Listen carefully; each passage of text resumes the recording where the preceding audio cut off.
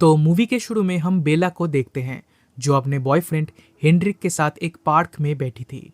बेला को म्यूजिक का बहुत शौक है, इसलिए हेनरिक उसे एक सीडी गिफ्ट करता है, लेकिन बदले में वो उससे भी कुछ रिटर्न गिफ्ट मांगता है।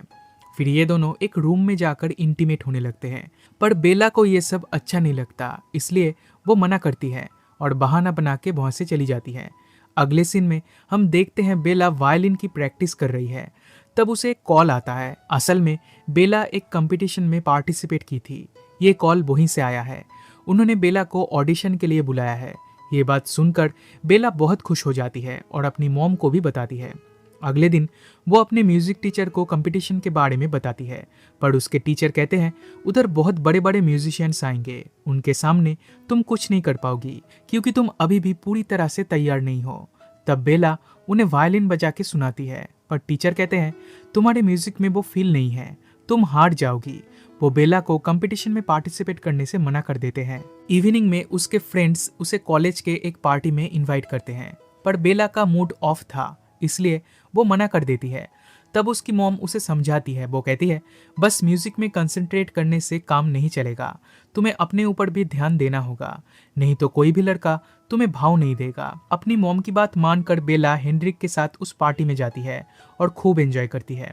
हेनरिक फिर से उसके करीब आने की कोशिश करता है और वो बेला को रूम में ले जाना चाहता है, पर बेला फिर से उसे इग्नोर करके वॉशरूम में चली जाती है। जब वो वॉशरूम से बाहर आती है तब देखती है हेनरिक किसी और लड़की के साथ सबके सामने इंटीमेट हो रहा है और सब लोग इसे देखकर एंजॉय कर रहे हैं। बेला ये देखकर अपसेट हो जाती है और अपने घर चली आती है। अगली सुबह उस कंपटीशन में पार्टिसिपेट करने के लिए वो निकल पड़ती है।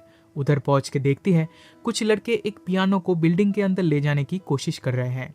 बेला उनकी मदद करती है, इसलिए जेस नाम का एक लड़का उसे थैंक्स कहता है। फिर जब वो रिसेप्शन में जाती है तब विंसेंट नाम का एक आदमी उधर आता है और वो उसे ऑल द बेस्ट विश करता है। इसके कुछ ही देर बाद उसकी बेस्ट फ्रेंड युक्शी इधर आती है। वो भी ऑडिशन देने आई है।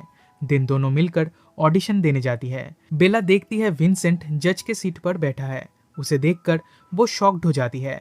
दिन नर्वस होकर ठीक से ऑडिशन नहीं दे पाती। वो उन लोगों से एक छोटा सा ब्रेक मांगती है। तब विंसेंट बेला की कंडीशन देखकर उसे अलाउ कर देता है। फिर बेला जब पर्दों के पीछे जाती है तब पीछे से कोई आकर उसे टच करने लगता है। बेला को इसमें मजा आने लगता है, इसलिए वो भी उसे नहीं रोकती। इसी दौरान उसे एक वायलिन की म्यूजिक सुनाई देती है। फिर जब वो लड़का उसे छोड़ देता है तब वो स्टेज पे जाती है और बहुत ही अच्छे से वायलिन बजाती है। ये देखकर जजेस इंप्रेस होते हैं और उसे नेक्स्ट राउंड में चांस मिल जाता है। फिर जब वो बैक स्टेज पे थी तब वो उधर विंसेंट को देखती है। उसे लगता है वो आदमी विंसेंट ही था जो कुछ देर पहले उसे टच कर रहा था। विंसेंट उसकी तारीफ करते हुए कहता है तुम टेंशन मत लो, मैं तुम्हें नेक्स्ट राउंड में भी ले जाऊंगा। ये कह के वो अपना फोन नंबर बेला को दे के चला जाता है। इसके बाद वो युक्षी के घर पे जाके रहने लगती है। उधर प्रैक्टिस करते टाइम पहले जैसा वायलिन नहीं बजा पाती, इसलिए वो अपसेट हो जाती है। फिर युक्षी से कहती है जब मैं बैक स्टेज पे थी तब एक लड़का मेरे साथ इंटीमेट हो रहा था और मुझे वायलिन की म्यूजिक सुनाई दे रही थी। आई थिंक अच्छे से वायलिन बजाने के लिए मुझे हर बार किसी न किसी के साथ इंटीमेट होना पड़ेगा, इसलिए न्यूज़पेपर पे ऐड देखकर जॉन नाम के एक लड़के को वो अपने रूम में बुलाती है और उसके साथ इंटीमेट होती है।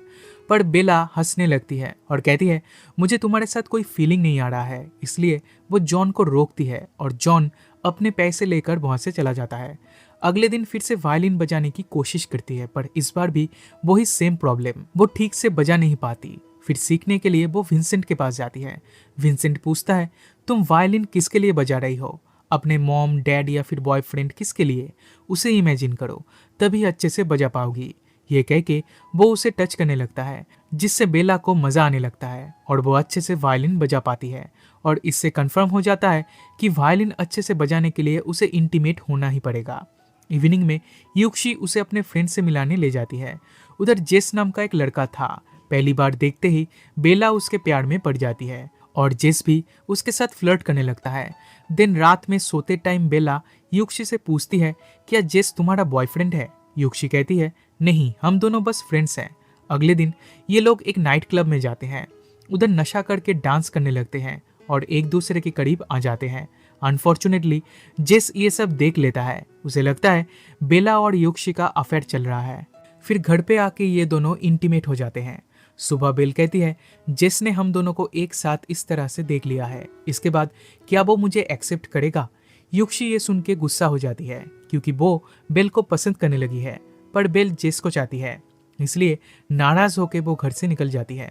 बेल उसे बार बार कॉल करती है पर युक्षी का फोन ऑफ था, इसलिए वो उसे ढूंढते हुए उसके फ्रेंड्स के पास जाती है, पर उधर जेस के अलावा और कोई भी नहीं था।